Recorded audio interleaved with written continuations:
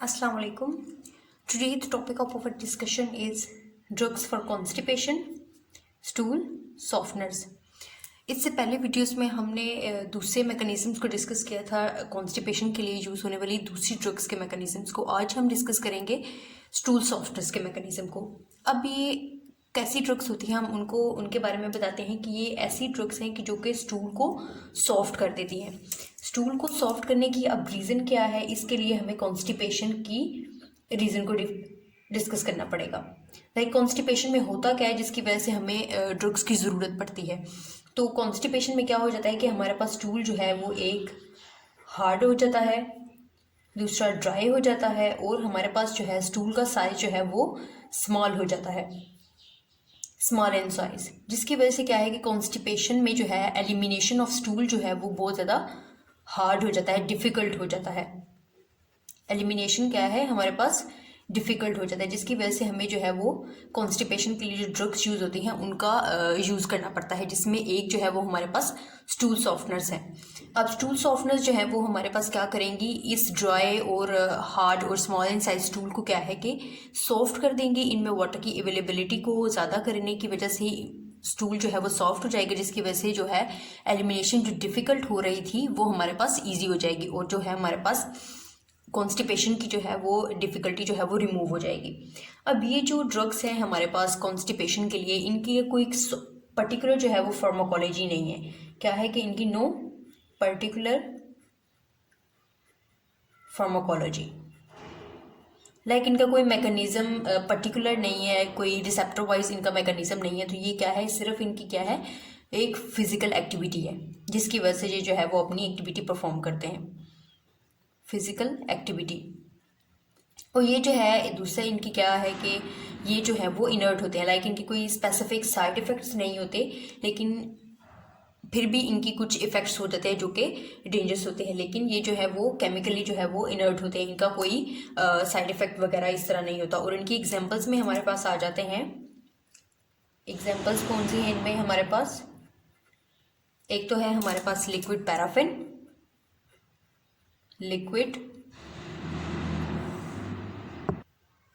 और दूसरी है हमारे पास डोक्यूसेट्स।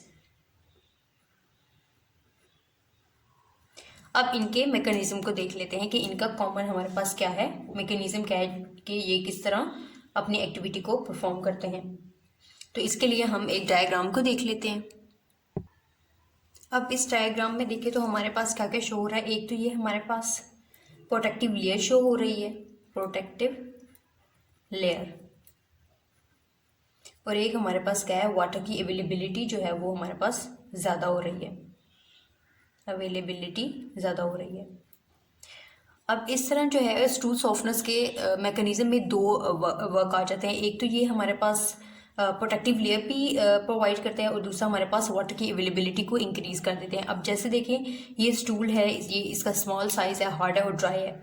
अब इससे जो है वो वाटर की अवेलेबिलिटी को इंक्रीज कर देंगे और स्टूल का जो साइज़ है वो बड़ा हो जाएगा और सॉफ्ट हो जाएगा। और दूसरा वर्क क्या है कि ये जो है वो ये प्रोटेक्टिव लेयर बना देंगे, जिसकी वजह से क्या है कि हमारे पास लुब्रिकेशन प्रोवाइड होगी, स्टूल जो है वो इजीली जो है वो एलिमिनेट आउट हो जाएगा। इस तरह जो है वो हमारे पास दो आ जाती हैं चीज़ें जो कि स्टूल सॉफ्टनर जो है वो परफॉर्म करते हैं। अब इसके बाद जो हमारे पास एग्जांपल्स हैं हमारे पास डेकोसेट और लिक्विड पैराफिन, हम इनकी थोड़ी सी डिस्क्रिप्शन डिस्कस कर लेते हैं। सबसे पहले हम करते हैं डेकोसेट्स को। अब इनकी क्या क्या कैरेक्टरिस्टिक्स हैं कि ये हमारे पास क्या है, आयनिक डिटर्जेंट्स हैं, एनायनिक डिटर्जेंट्स। अब इसका क्या मतलब है कि ये हमारे पास क्या है कि नेट एक्युमुलेशन ऑफ वाटर जो है, जो ल्यूमेन के इंटेस्टाइनल म्यूकोजा, जब ये जो लाइनिंग है हमारे पास इंटेस्टाइनल म्यूकोजा, इसमें जो है वाटर की अवेलेबिलिटी को क्या करते हैं, उसकी नेट एक्युमुलेशन को जो है वो इंक्रीज कर देते हैं। Net accumulation of water increases.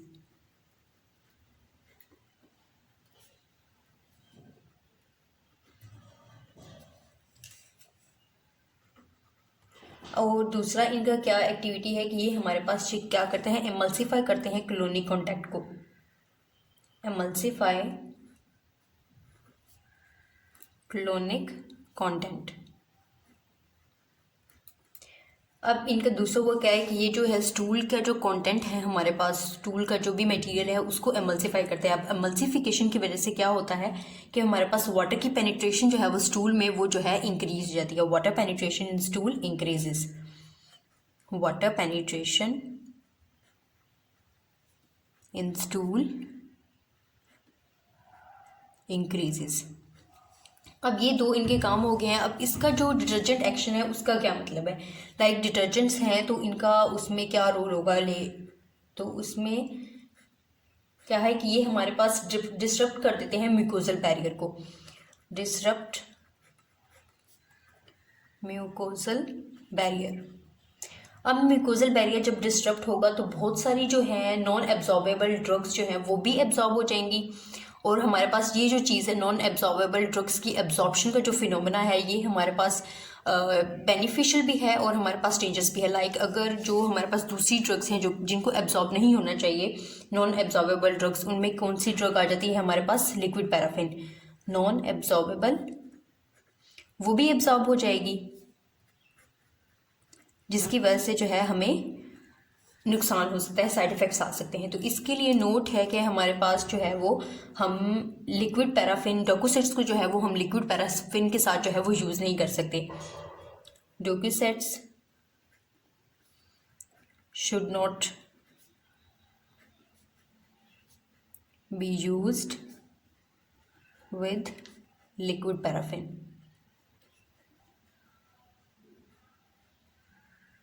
ये हो गई हमारे पास डोकोसेट्स की डिस्क्रिप्शन। अब इसके बाद क्या है कि हमारे पास इसके साइड इफ़ेक्ट्स हैं।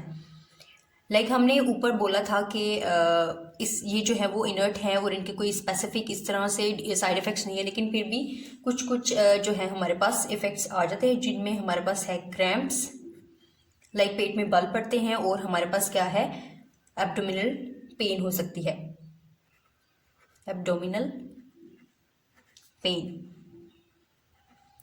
और क्या है, ये हमारे पास जो डोकोसेट्स हैं ये हमारे पास बिटर इन टेस्ट होते हैं, बिटर होते हैं, जिसकी वजह से क्या हो सकता है कि हमारे पास नोजिया या वॉमिटिंग हो सकती है, हमें नोजिया और वॉमिटिंग। अब इसके बाद आ जाते हैं हमारे पास लिक्विड पैराफिन।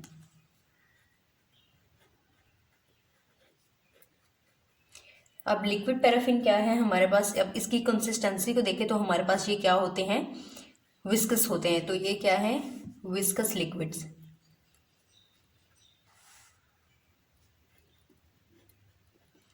ये हमारे पास होगी विस्कस लिक्विड्स। और ये क्या है हमारे पास, मिक्सचर होते हैं पेट्रोलियम हाइड्रोकार्बन्स का, mixture of petroleum hydrocarbon, petroleum hydrocarbons.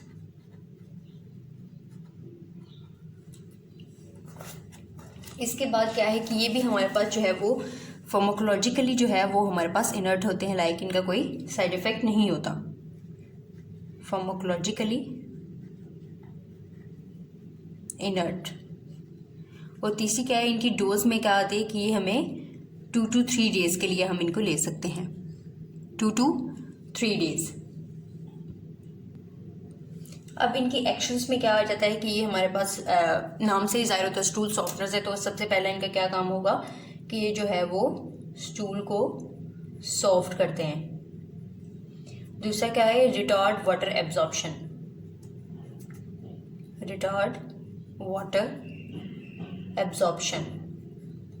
अब ये क्या है कि जो ल्यूमिन के अराउंड जो वाटर है उसकी एब्जॉर्प्शन को जो है वो रिटार्ड करेंगे, और जो हमारे पास इंटेस्टाइनल म्यूकोसा है एज अ रिजल्ट क्या होगा कि उसमें जो वाटर की एब्जॉर्प्शन है वो जो हो इंक्रीज हो जाएगी, जिसकी वजह से क्या है हमारे पास जो है वो लुब्रिकेट हो जाएगा स्टूल,